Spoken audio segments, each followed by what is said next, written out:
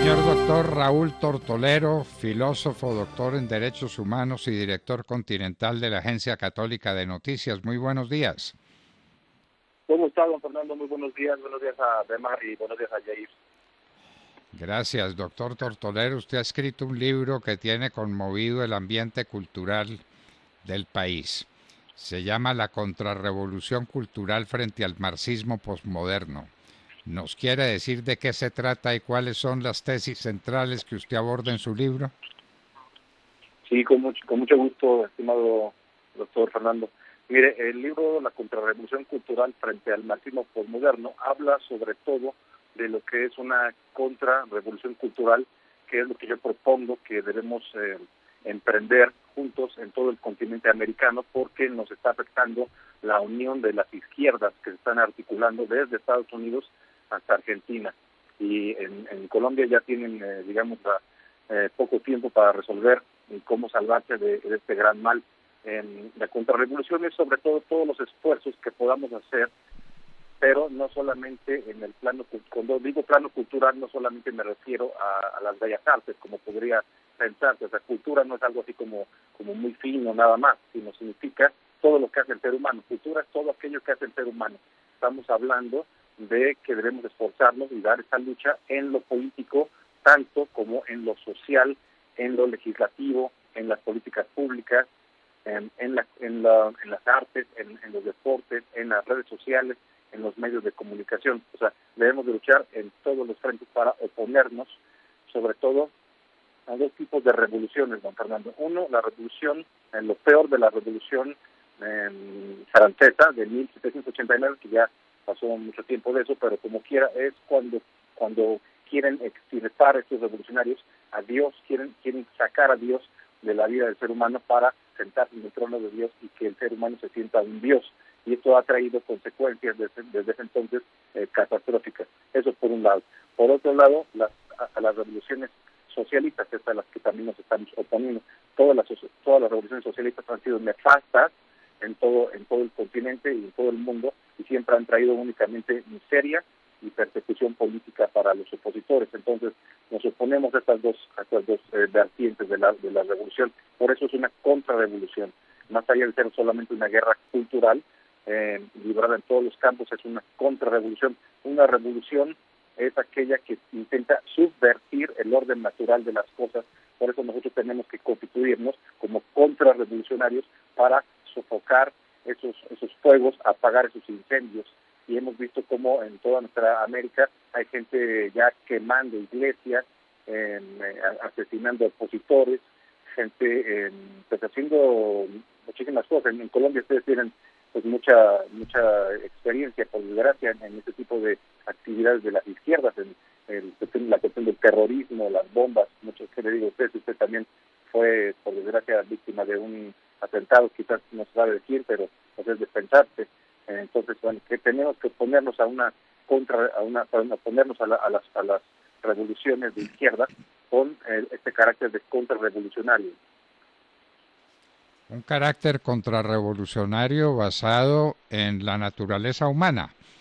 Es decir, aquí hay mucho Exactamente. componente de lo que se llama el derecho natural, que es Sí, el derecho inscrito en el corazón de los hombres, la participación de la criatura racional en la ley eterna de Dios, nos decían los escolásticos, ¿verdad?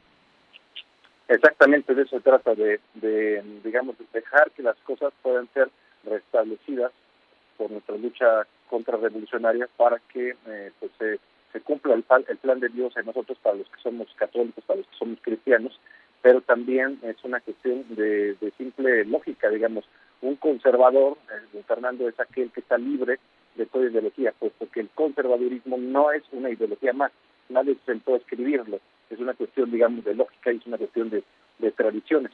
Recordemos que Occidente también ha sido nombrado en alguna época como la cristiandad.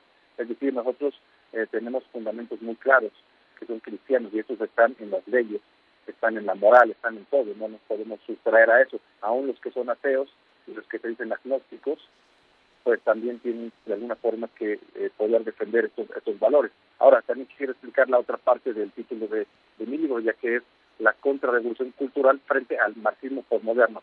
y mucha gente me pregunta, bueno, pero ¿qué es esto de marxismo posmoderno? ¿No es lo mismo que marxismo cultural? Y yo les contesto, pues que no, porque para empezar, pues marxismo cultural, todos los marxismos son culturales, tanto el revolucionario armado, el que usa las armas, tanto como las demás expresiones que ya son más contemporáneas, más actuales, que son lo que yo llamo supremacismos, nuevos supremacismos socialistas, ¿no? ¿A qué me refiero? Me refiero a la lucha del feminismo, al supremacismo feminista, al supremacismo negro, sobre todo en Estados Unidos, con estos grupos como Black Lives Matter o como Antifa, el indigenismo, el supremacismo indigenista en toda América Latina, el supremacismo de la diversidad sexual o de la bandera LGBT, el supremacismo ecologista y animalista. Todas estas son expresiones del marxismo posmoderno. El marxismo clásico, para hacer una referencia también muy clara, el marxismo clásico, don Fernando, es aquel, dicho a grosso modo, que hacía un llamamiento a los proletarios del mundo, a los pobres del mundo, para que se adoctrinaran, que no es otra cosa sino ir adquiriendo un odio de clases sociales de los pobres contra los ricos, para finalmente hacer una revolución sangrienta, armada, y matar, asesinar, eso es lo que proponía Marx en 1848 en el Manifiesto Comunista, asesinar a los ricos, asesinar a los dueños de los medios de producción para imponer una dictadura del proletariado. Este es el marxismo clásico. Ahora bien, nunca ha habido una dictadura del proletariado, siempre ha habido dictaduras, eso sí, pero nunca han sido de los pobres, siempre han sido de una nueva casta de ricos, como lo podemos ver en Cuba, ¿no? O sea, Fidel Castro, con sus 900 millones de dólares de fortuna, según la revista Forbes, ¿no? Ese es el marxismo clásico. Ahora bien, el marxismo postmoderno, pues ya es esta reconstrucción del marxismo clásico, donde ya no se aspira a llegar a llegar al poder a través de las armas, sino que ya se llega al poder de una forma diferente, como por ejemplo por las urnas, como ha sucedido ya en muchos países de América Latina. Eso es a lo que yo llamo, a esa vertiente del marxismo postmoderno le llamo socialismo blando. Ahorita le voy a comentar, si me permite, cuáles son las características del socialismo blando, que es lo que estamos viviendo ahorita en varios países de América Latina y lo que se asoma también en Colombia con el señor Gustavo Petro. Entonces, bueno, nada más para redondear, marxismo postmoderno, en el marxismo clásico, el sujeto revolucionario era el pobre. El pobre era el sujeto que luchaba para transformar a la sociedad. Y en el marxismo postmoderno, este pobre ya pierde la hegemonía, ya no es el sujeto único, ahora pasa a ser un sujeto más junto con el feminismo, junto con la diversidad sexual, la lucha homosexual, junto con los ecologistas, junto con los indigenistas. Entonces, ahí ya se fragmenta el sujeto, son muchos sujetos, luchan estas nuevas izquierdas por el poder a través del supremacismo, ¿no? ¿Por qué digo supremacismo? Lo quiero comentar rápido. Por ejemplo, una mujer feminista pues piensa que es superior a una mujer que no es feminista, porque la feminista ya, según ella, se liberó de Dios, de la opresión de Dios, supuesta opresión de Dios, se liberó del marido, se liberó del matrimonio como institución, se liberó de todos los hombres, de sus hermanos y de todo. Y puede tener relaciones sexuales a la hora que sea, con quien sea, como pueda, y para ella eso es muy superior, eso le da un sentimiento de ser superior, y además porque fue, según ella, oprimida por toda la historia, y ahora ya nadie la oprime. Entonces, que es un planteamiento pues, realmente absurdo y ridículo, eso es lo que hace que tenga las bases de este supremacismo feminista, ¿no? Y aquí igual en el caso del supremacismo negro, en el caso del supremacismo indigenista, en fin, todos los supremacismos que son todos transversales marxistas. Ahora bien, me gustaría explicar qué es el socialismo blando, ¿no? Les decíamos, en el socialismo clásico se usaban las armas para acceder al poder, en el socialismo blando ya no, se llega con votos, llegan estos socialistas al poder con votos, las primeras elecciones son legítimas, pero ya después se van quedando en el poder, pues ya con muchas triquiñuelas, con muchas artimañas, hacen reformas en la Constitución, como lo hizo, por ejemplo, Evo Morales, como lo hizo Hugo Chávez, como lo hizo Rafael Correa en Ecuador en su momento, como lo haría López Obrador aquí en México y como lo haría también el señor Gustavo Petro en Colombia. Sin ninguna duda serían las últimas elecciones auténticas y legítimas, las de este año, en Colombia, quizás en 20, 30 años hasta que se fueran estos socialistas, ¿no? Entonces, la segunda característica del socialismo blando es el mega asistencialismo, es decir, le dan cheques a la gente, a unos por ser madres solteras, a otros por ser viejitos, a otros por ser jóvenes ninis, como decimos en México. Nini significa que es un joven que ni estudia ni trabaja. A esos también les dan cheques nada más porque sí, Y lo que quiere realmente el gobierno en el socialismo blando es crear una vasta capa de social que vote por ellos, un voto duro, crean un voto duro, tienen a la gente comprada, ¿no? Por eso quieren subir impuestos para tener más fondos para financiar a esta gente.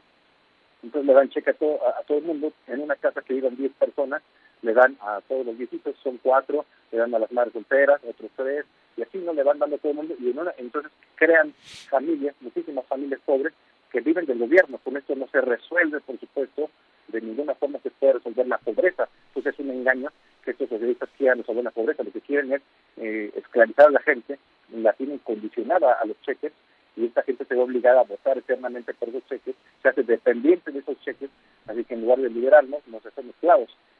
Esto es el mega asistencialismo. Luego también está la militarización, pero no nada más de la seguridad, que es lo obvio, sino sobre todo de la vida pública. Vemos en Venezuela como el ejército es dueño de fábricas, es dueño de muchísimos negocios. En México el ejército está, a partir de López Obrador, en México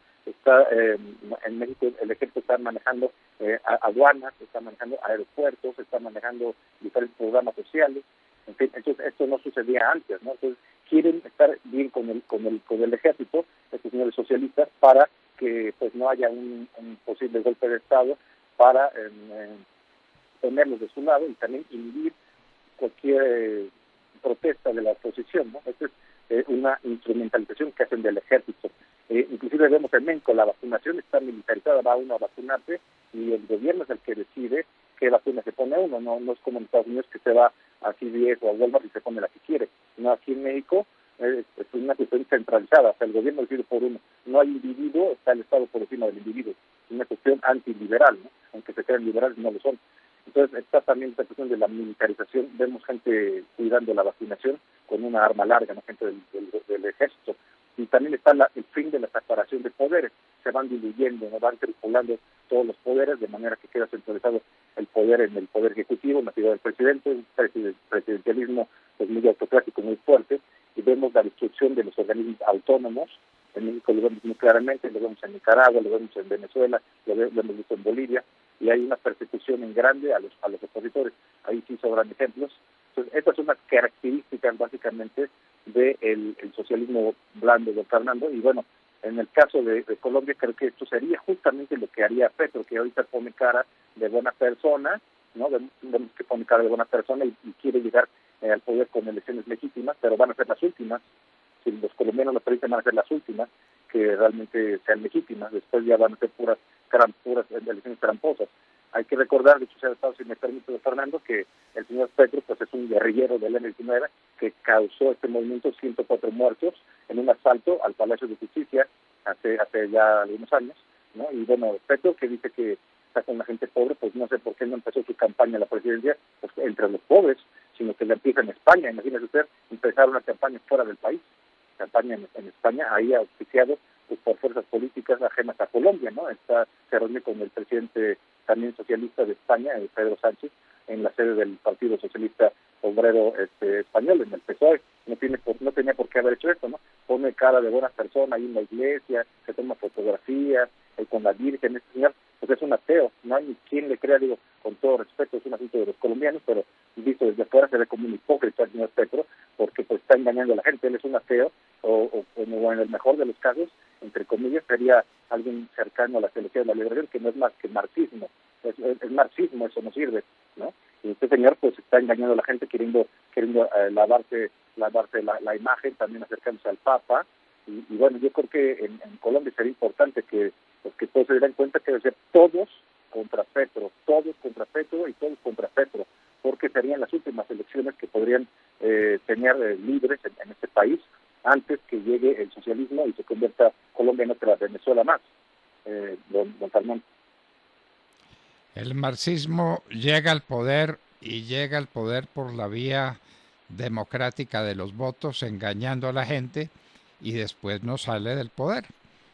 Entonces, para usted, ese marxismo posmoderno es lo mismo que el marxismo blando, que el marxismo que se está practicando en cuántos países de América Latina que perdieron ya su libertad y que están dedicados a mantener regímenes autoritarios que soporten todas estas cuestiones a las que nos estamos refiriendo, las cuestiones feministas, las cuestiones de plena libertad sexual, las cuestiones relativas a los abortos, relativas a la eutanasia.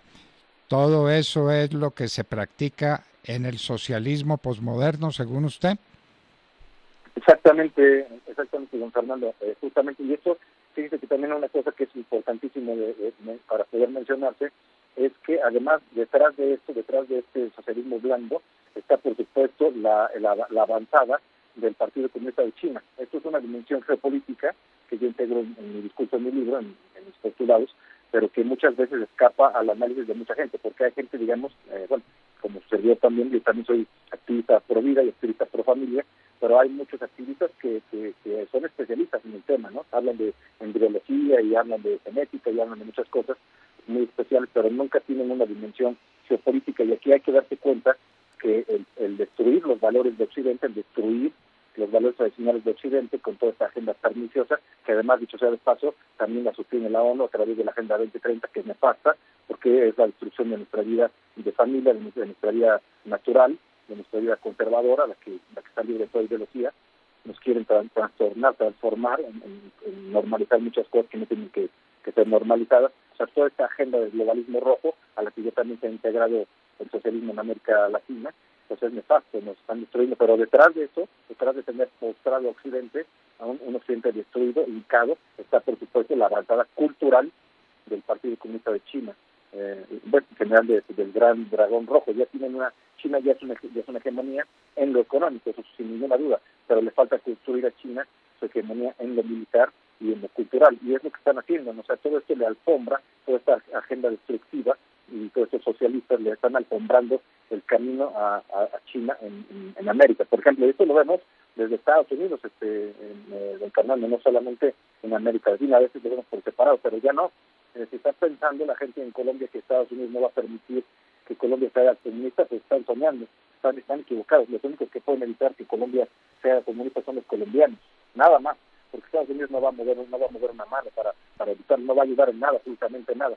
Estados Unidos está manejado por el Partido Demócrata, que son otros socialistas, son unas personas que están impulsando el aborto. Biden se dice católico, pero apoya, financia con muchos millones el aborto. Le molesta que en Texas esté la ley del latido, que defiende la vida del ser humano desde que late el corazón. Eso le molesta a Joe Biden, se molesta y quiere mandarla a censurar esa ley en Texas. En fin, entonces en Estados Unidos hay una revolución woke, una revolución neo-maoísta, una revolución socialista, pero con tintes muy claramente neo-maoístas.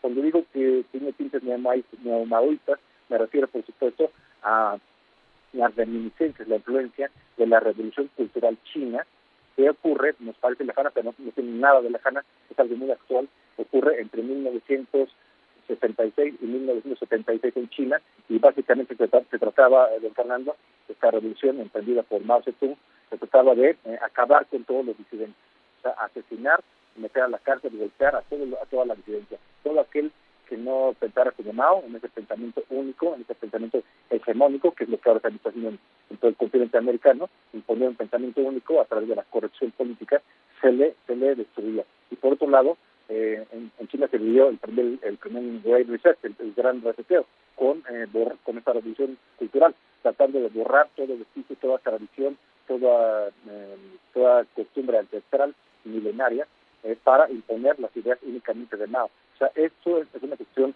muy importante que ahora se está viviendo en Estados Unidos, con una agenda diferente, porque en Estados Unidos pues quieren imponer el aborto, el feminismo, el supremacismo negro, el supremacismo gay, y todas estas cuestiones que ya dijimos que son los nuevos supremacismos socialistas, y que se van expandiendo a toda América Latina también. Eso se está imponiendo también en Estados Unidos, ¿no? Y vimos cómo Kamala Harris viajó a la toma de protesta de Xiomara Castro en Honduras, y entonces hay una línea, digamos, de articulación entre todas las izquierdas, ¿no?